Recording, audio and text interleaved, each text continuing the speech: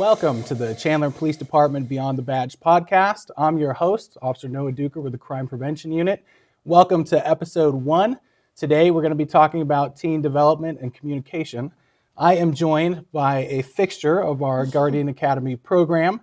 She is the former executive director of the Gurion Institute, which is an international parent and teacher training institute whose methodologies are rooted in brain chemistry and evidence-based practices. She also has over 2 decades experience as a professional educator. She is Katie McPherson. Thanks for having me. Welcome. Thank you. Glad you could make it. So I wanted to talk to you today a little bit. I understand you do a lot of speaking, correct? So I want to talk to you a little bit about some of the material that you present, particularly some of the stuff that you present in our Guardian Academy. So that way folks, busy parents and whatnot that don't have the time perhaps to commit to that program can still reap some benefit, and then hopefully also do a little exploration on their own, look you up, and get in touch with that very useful information that you have. Great. So let's get started. Let's talk about teens, specifically iGen. This is a term that I've heard you use in your presentations. Different generations have different common experiences that kind of shape them and the way that they develop and develop certain attributes that are kind of common throughout that group. So if you could you enlighten us a little bit about iGen and what some of those common experiences are and what some of those common traits are? Sure. So iGen stands for iGeneration. They don't know life without technology. So the I is like an iPhone, iPad, etc. All right. Also called Generation Z. So Gen Z kids is also another term. Okay. So born after 1995, don't know life without the internet, mostly have technology in their life. Some other things that intersect with that. They came into the world right after 9/11, right after Columbine. So as part of the parenting culture, some parents are really kind of parenting with like this thin veil of terror on their heart. And so these kiddos have been sort of protected.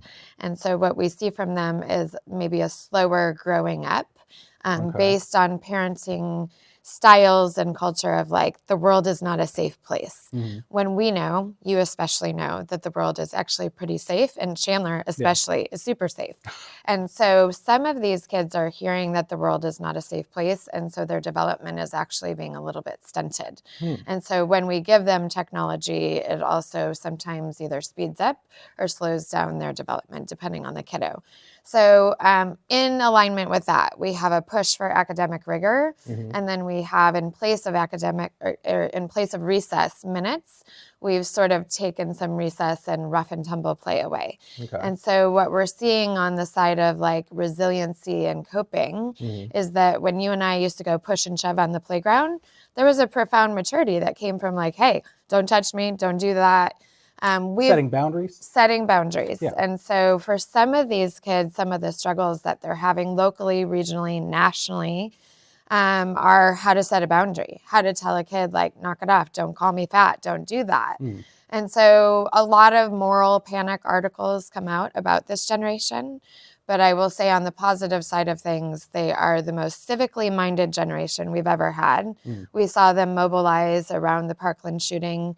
Regardless of how you feel about gun control, 3 or 4 teenagers used one hashtag to mobilize millions of people to march. And so they are very civically minded, and they are digital geniuses. And so I'd love for parents to explore a little bit more about these kids and give them a little bit of a break on what's wrong with this generation. They're so soaked in technology because everywhere I go, adults are head down in their technology too. So Certainly true. yeah. So you touched a little bit on how their social development is impacted by their circumstances. Do those circumstances also impact their physical development? So when we hand over technology, our bodies aren't moving. When we say that you need to take 5 AP courses to get a full ride to UCLA, then we're studying a lot and not moving our bodies. So neurobiologically, some of the anxiety, the depression, moving into self-harm and suicidal ideation has been tied to the fact that they're not moving their bodies. And so we do worry about getting out in nature, moving your body, having physical touch with people. We got that on the playground. This generation is lacking that. Okay. Now, is that different for boys versus girls? Like, are we seeing that more profoundly in our boys? I mean, not to be... No. Boy energy in schools. And you know this firsthand. I know I it do. as an administrator and counselor and teacher. Yeah. We're moving into 2020, and we still haven't really figured out how to welcome boys in our schools. Many of the one-liners and messages that teachers, coaches, administrators, people in the hallway say to boys are, slow down, don't run, be quiet, sit still, don't do this, don't do that, you're too loud. By about fourth grade, I'm starting to tune adults out, and I've either figured out how to play school really well, or I figured out that this place isn't a place that welcomes me. So when we look at boys nationally, locally, regionally, they're struggling, and they're starting to escape to pornography, video games, vaping, substances. We're seeing more of that with boys than we are with girls. But just recently in the last year, we're starting to see girls struggle with some of the same things, anxiety, depression, and self-harm as well. So there's been more of an uptick with our girls. But on the front of how do we welcome boys in the world, we still haven't really figured that out yet. So I know when I was assigned to one of the schools, vaping was a huge issue, absolutely massive. And a lot of the young men and young ladies that I would talk to when I would chat with them about it, they would identify it as a method of coping. That's obviously a big one for them. Are there any other coping strategies that this generation leverages that are important to know about? And how can we encourage positive coping mechanisms? Because the vaping, not one that we want to... Not hugely Not one that we positive. want to encourage, right? And that's the thing that I talk the most about is vaping is a symptom of dysregulated emotions. So parents are like, oh my gosh, she's vaping. I found this. What do I do? My first question is, what's going on in here that we need to address? So yes, we're worried about the vaping. We need to address that. Sure. But what's going on in here? And so some other coping mechanisms obviously are talking, listening, allowing them just to spew venom and vent on you and not trying to fix it, really just truly listening. Exercise, getting them into an activity.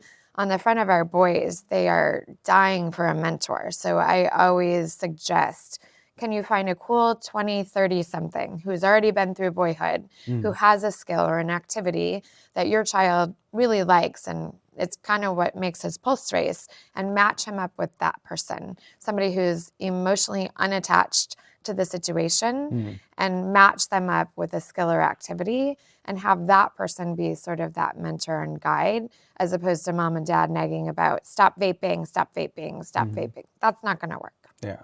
How important is that strategy? How important is it to have somebody that's outside of that family unit, but is still invested in that child's It's development? so huge. I wish we could engage all of the dads in the community because so many people have so much to offer. But when you think back about way back in the day, male students had an apprenticeship where they went and got a skill. Okay. So they went to school, but then they went to trade school and they got a skill. Our boys are lacking that opportunity. So they have a nuclear family, maybe they have a cultural family, but that middle family of mentorship is what we're truly missing. Okay.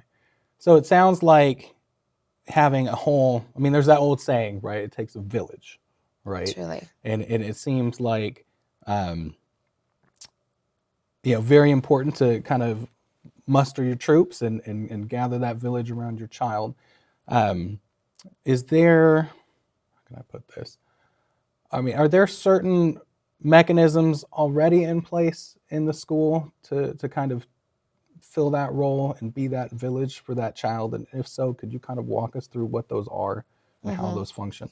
So at the junior high and high school level, there's obviously clubs and activities that have sponsors. So they're getting that mentorship from the sponsor of the club. Sports have coaches. There are many tutors. There are activities right at the school chest, whatever you want to get involved in. So those mentorships are there. I find churches are great places to also youth pastors, Mhm. clubs like that. So they're getting that from church and school. But sometimes if a kiddo is not involved in either of those things, like school's not my Mm. jam, church isn't something we do, Yeah. then they're really truly sitting very isolated and often on technology and connecting with others. We have a lot of boys and girls that would say, well, I have tons of friends. And then you ask where the friends are because I haven't seen them with you, and they live in Maine or Texas or Oregon. Yeah. So like Yeah. that is a real thing for kids, but what we want is that true human connection. So I do think school and church and community can fill some of those roles, Mm. but I also think the nuclear family needs to look at really truly in middle school and high school, what makes his pulse race, what makes her pulse race, and find somebody or someone in the community that they can attach to. Okay. So I want to ask you a little bit about mental illness. I know it's Mm-hmm. kind of a touchy subject, Mm-hmm. but one of the things that I noticed in my experience working in the schools as a school resource officer is it is very front and center, and it is very in your face. Like it's something that as an administrator or teacher or school resource officer, like you are going to have to deal with. Um, I don't know what your childhood was like growing up. I didn't know what an anxiety disorder was until I was well out of school. But kids nowadays, it's a thing that they know about. Mm-hmm. Um, how prevalent is mental illness in our schools nowadays? How has it changed from back when you were an educator on the front lines all the way through where you are today? It's pretty pervasive. Yeah. I mean, 20% of Americans, adult children, have a mental health issue. 20%. 20%. 1 in 5. 1 in 5. Yeah. So when you think about our kiddos that are going through puberty, Yeah. you're going to see some temporary anxiety, some temporary stress, but it's very crucial for parents and educators too to look for an ongoing issue. Many of the children that we've lost to suicide, or many of the children that are attempting or are doing some self-harm to themselves, are struggling with an ongoing issue that is undiagnosed. And so if you think about 14-year-old boys, typically not going to the pediatrician unless they're super sick or something. And so really screening them for depression has become a standard with most pediatricians at the 11-year-old visit. And so the great thing is we're more aware of mental health and the illnesses that come with it. The great thing is also that this generation is like, I want help, and they're coming in droves. And so they have destigmatized mental health to the point where they're coming in droves for the help. Our issue right now as a community is where are the resources? The schools can only do so much. There's only so much state funding for the schools to be able to triage that. And so really identifying he's a level 1, he's a level 2, he's a level 3, and if he's moving towards level 2 and 3, that's beyond a school reach. And so we need those nonprofits, behavioral health, mental health agencies to help us partnership with community, with schools, with families. So could you explain those terms, level 1, level 2, level 3, what those mean and what those should mean to us as parents and adults? So typically from like an educator standpoint, you start seeing hygiene's going down, drastic change in behavior, maybe not sleeping too much at home. Mom and dad are starting to report like something's going on. That's where we're level 1. Level 2 is like grades are totally tanking, not coming to school, school refusal, school avoidance, getting suspended, starting to use substances perhaps. Like there's definitely something going on. That's where we're moving into intervention mode. And then level 3 is we're in crisis. And typically, because America is pretty pain avoidant, we wait until somebody's in crisis to go get them help. And so I always encourage parents that if you start to see a slide, please, please, please come to get the intervention before you end up in crisis. Because in Maricopa County, we don't have a ton of adolescent resources. We have about 225 beds for 4 million people in the county. And so often our ERs and our behavioral health hospitals are on a wait for a bed when your child's in crisis. So really intervening on level 2 is so crucial. Okay, and these categories, I mean, they're not permanent, right? Yeah. So, I mean, a kid could go from level 1 to level 2, and then let's say that you rally some of the support that they need, you can bring them down to a level 1 or perhaps 0. Yeah. Yeah, Okay. so from a public health model, it'd be well-being, distress, Mhm. crisis. And we want kids going from well-being into a little bit of distress to stretch and grow that coping Okay. and resiliency, and then back. So it's kind of a pendulum where we don't want them to be as distress into crisis. And often that slide nationally, the statistic is 15 minutes to 2 weeks when they're going from distress into true crisis. So if I'm thinking about ending my life, Mhm. nationally, the statistic is 15 minutes to 2 weeks. So we don't have a whole lot of time. Okay. But there is some time. It's not Yes. often just this completely out of the blue flip a switch. Yeah. There There's is typically a runway a of runway. wellness Okay. where parents are like, something's off, something's off. The problem or concern is parents are like, he'll be fine. He's a teenager. Or she's a teenager.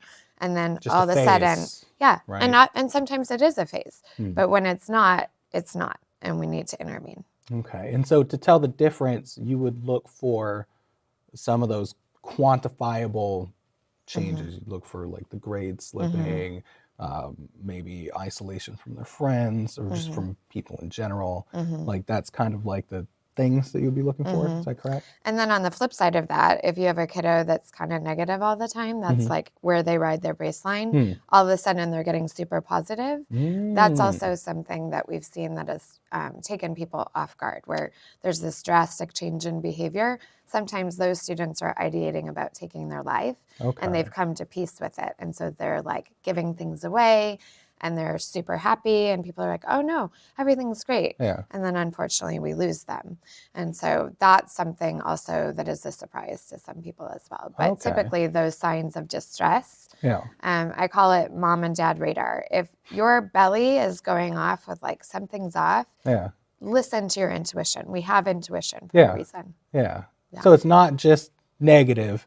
Any change, any drastic, quantifiable change is something that should perk that radar and get you involved. We had a kiddo that always rode his bike to school. Yeah. And for like 2 weeks, the bike tire was flat and he just stopped riding. Grades were going down. So those are things like a simple thing like a bike. Like if he's obsessed with the bike and all of a sudden he's not riding the bike, that is a very cryptic, insidious sign that we got to check into that. Okay. It's difficult to know because teenagers are cryptic and insidious anyways. By their nature. Right? It's difficult to know, and that's why we have to be so vigilant. Okay.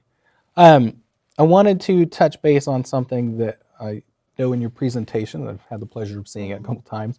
You spent some time on it, and it struck me as very important, so I wanted to get just a little bit about that here. Dignity. What is dignity, and how important is that not only to the child, but in managing that child-parent relationship? So the definition of dignity is inherent worth, that we all have inherent worth. Imagine if you knew that in third grade, how easy middle school and high school would be, and adulthood.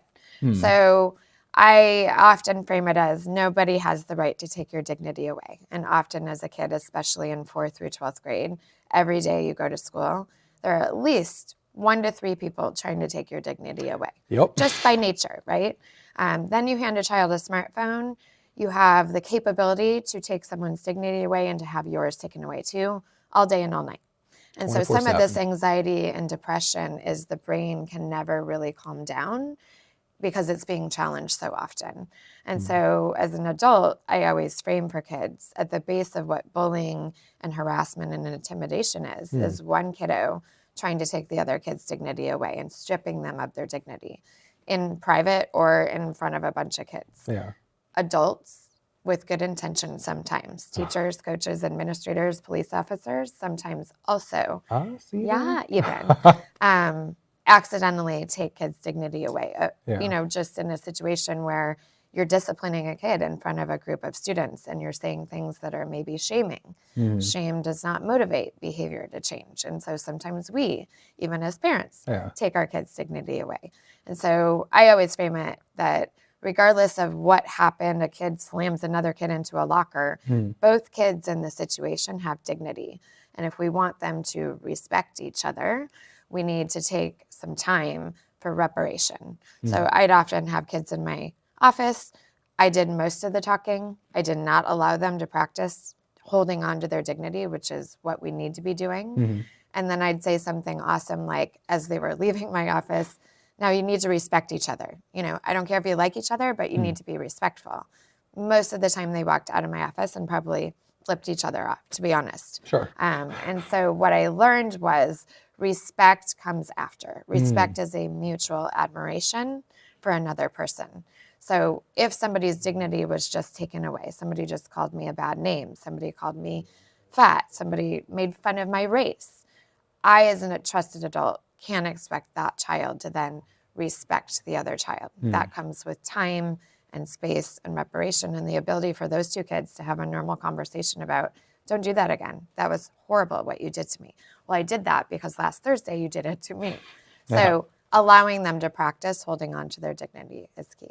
Okay. So obviously important when you're dealing with them to try and maintain that dignity.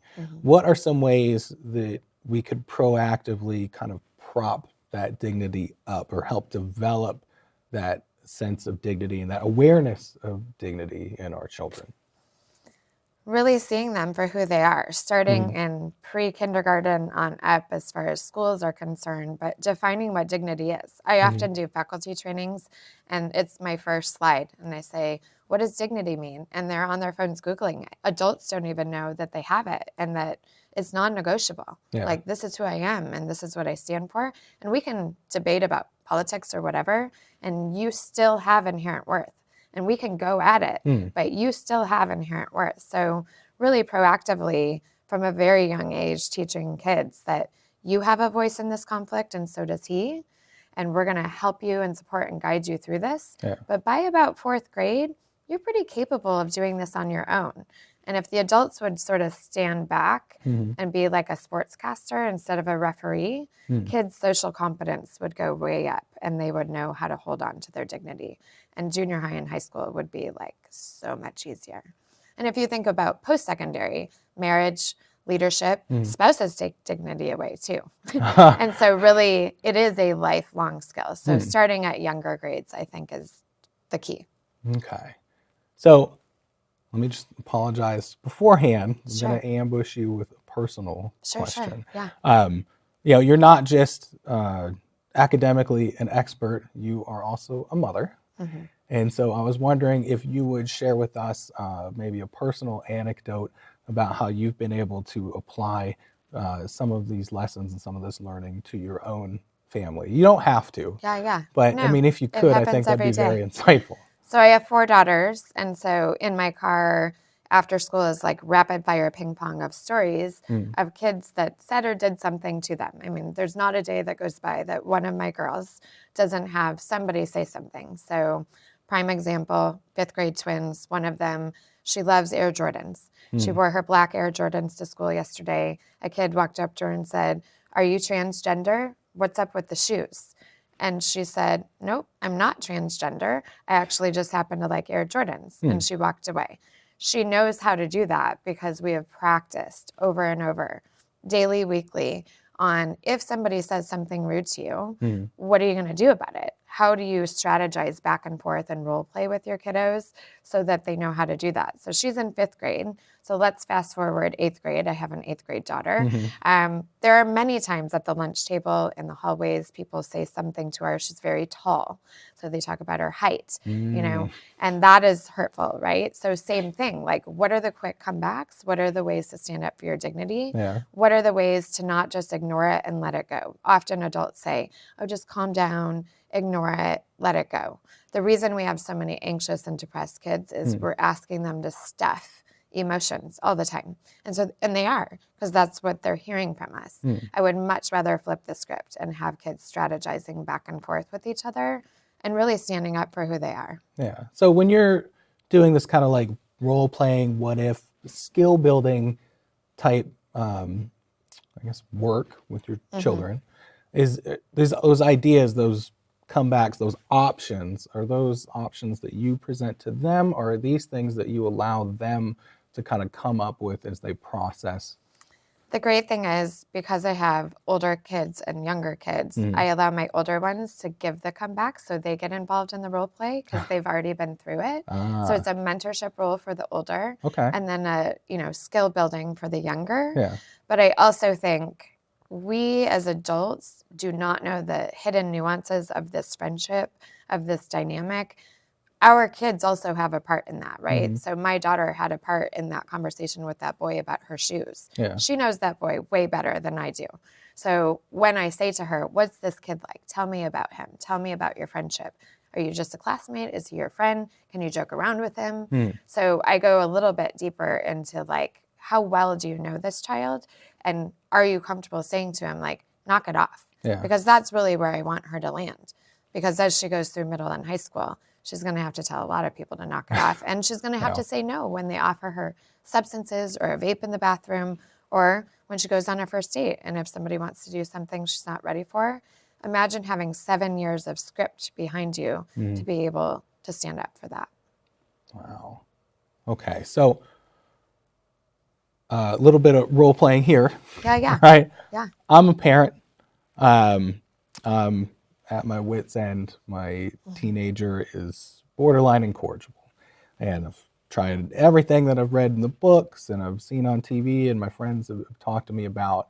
And I'm here at our Guardian Academy and have this opportunity to ask this expert and to ask them the most cliche question in the world. What is the single best piece of advice? Like, if somebody takes nothing else away from this, what is the most important thing that they could learn today that could help them in parenting and raising and developing that child? Oh my gosh, that's a loaded question. I know, it's huge, right? I would say, And cliche. yes, I would say behavior is not what you think it is. Behavior is a symptom of dysregulated emotions and attachment needs. So we all have, as humans, 3 needs. I want to be seen, I want to be heard, and I want to be loved. So any behavior that you see in front of you is a petition for that. So if he's going off the rails yelling at you, if he's punching his little brother, if his grades are horrible, whatever it is, the behavior in front of you is a smokescreen. You have to go deeper and figure out, what is he really petitioning for? So if the grades are tanking, what's the relationship with the teacher? How does he feel about the teacher? Going a little bit deeper. Behavior is what we see in front of us, and we tend to treat the behavior and not the emotion. So when teen brain goes offline and like totally derails on you, time, space, moving his or her body, and drinking water are great strategies to calm down both brains, adults and children. Okay. And like, meet me at the kitchen table in 30 minutes. This isn't going well right now. Yeah. I want you to go move your body, drink some water, and let's get back together and take a walk around the block. Moving bodies and drinking water are excellent strategies for really getting more mileage out of your relationship. Yeah, it actually sounds like some stuff that I learned in our de-escalation training.